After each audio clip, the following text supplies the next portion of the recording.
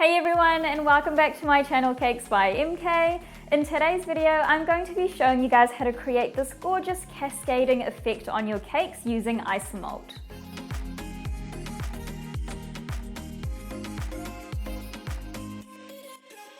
What I really love about this technique is that it's super easy to do. You can really improvise with it, so you can literally shape the Isomalt however you want. And 3, it prevents you from poking a million holes into your cake to try and get all your kind of flowers and leaves or whatever you're decorating your cake with into your cake. If you're new to my channel, please click the subscribe button below and don't forget to turn on the notification bell so that you're updated whenever I upload a new video. Apart from that, stay tuned and I hope you guys enjoy this video.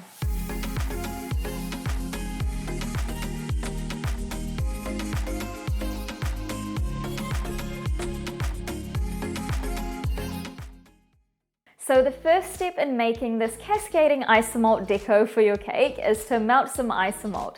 Now, Isomalt is basically a type of crystallized sugar which is used to make hard candy, and just be super careful with it when you're melting it, because when you melt Isomalt it becomes really hot, so up to 300 degrees, which can give you 3rd degree burns. So just be really careful with it, and I would highly recommend wearing gloves for this as well, especially if you're a beginner. So what I'm going to do is I'm simply going to get my Isomalt. So I've got about a cup here, and you can easily just increase or decrease the quantities based on how long or small your kind of Isomalt decoration thingy is going to be. I'm not quite sure what to call it. And yeah, I'm simply going to pour it into this pot that I've got here and heat it up on a medium heat until it's completely melted.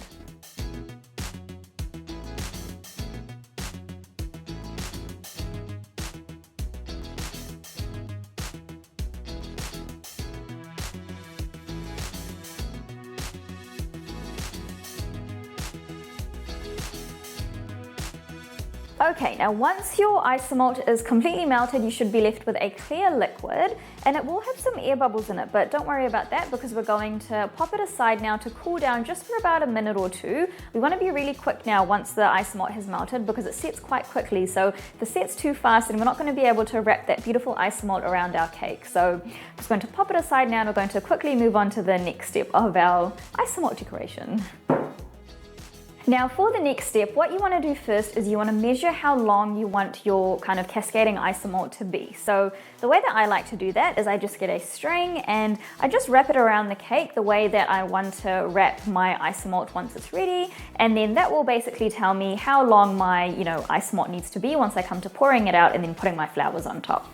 So what I've got here is I've got a cake which is covered in fondant. Now this can also be done on a buttercream cake, so if you don't work with fondant, that's fine. This cake is quite poorly covered in fondant by me. I just quickly did it before this video, but it's okay, we'll just pretend we can't see the imperfections in it. So what I'm going to do is I'm just going to start on the bottom here, so I want mine to kind of wrap around like that and come around and kind of finish up the top like that. So that is how long my string should be. So that is how long my Isomalt should be. So I'm just going to kind of hold it there and then cut my string off and then just pop this aside again for now. And then I'm going to get some baking paper. You can use a silicone mat for this as well. And I'm simply going to just take out enough that is going to be long enough to put my string on. That much seems good. Now by this point, the air bubbles in your Isomalt should have disappeared as well, so you should be just left with a nice clear liquid, and it will be slightly thicker too because your Isomalt is starting to set. Now the next thing that you want to do is you just want to pour a really thin line of Isomalt across your baking paper or silicone mat, whatever you're using, and then you want to really quickly start to put all your little decorations onto that piece of Isomalt before it becomes too hard. So today I've just got some fake roses, some little gold leaves and some white leaves as well, which I'm going to use for my cascading Isomalt. Now remember, you don't need to pour too much because it will spread out a little bit. I might just put a little bit more here.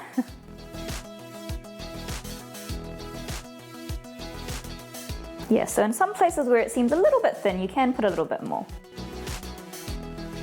Then I'm just going to quickly check it against my string, and I do need a little bit more.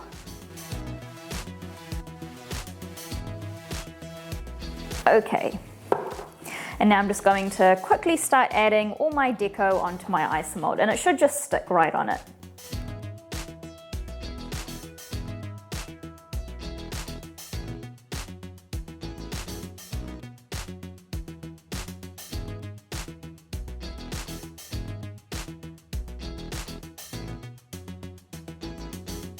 And just make sure not to touch the Isomalt just yet because it will be quite hot.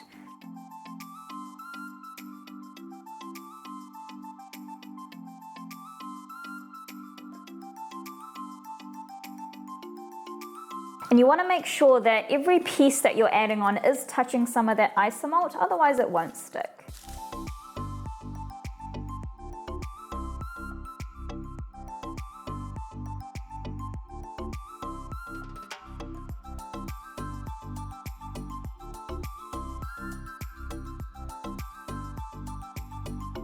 If you are doing this on a buttercream cake, then just make sure that your buttercream is really nice and cold. Otherwise, if the Isomalt is too warm, then it might melt your buttercream, which you don't want.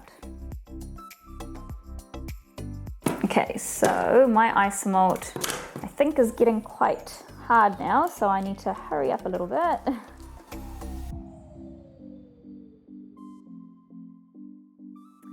Okay, now I'm just going to check my Isomalt. Yeah, so as you can see, it's starting to come off, but it's still, I'm still able to bend it, so that's where you want it to be. So just check it, every now and then to make sure that it's not setting too quickly. And it can still be a little bit hot, so you just need to be careful with it. So I'm just releasing it from the baking paper.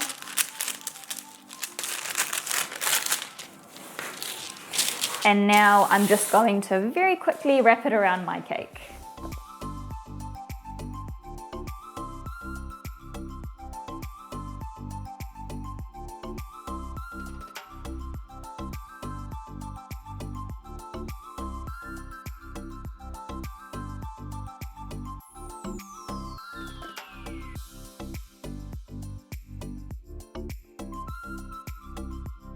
Okay, and then when you've got it where you want it, you just want to hold it there for about a minute or so for it to set into place.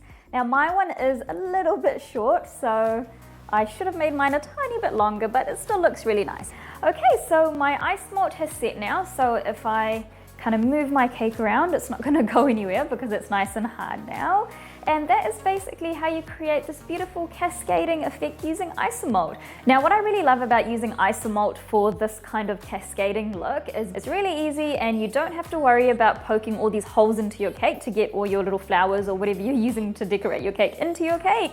And it also allows you to have this really cool kind of effect where it looks like your flowers are almost kind of floating above your cake. So my one wasn't as long as I wanted it to be, but that's okay. So it just ends there, but if it was a little bit longer, you could almost make it end up kind of here. So it looks like your flowers are kind of flowing off your cake, which is a little bit harder to achieve if you were simply just doing it by poking flowers into your cake. But yeah, that's basically it. That's how you create this gorgeous cascading effect using Isomalt. I hope you guys enjoyed this video. Please like and subscribe for more videos like this. And thanks again for watching Cakes by MK.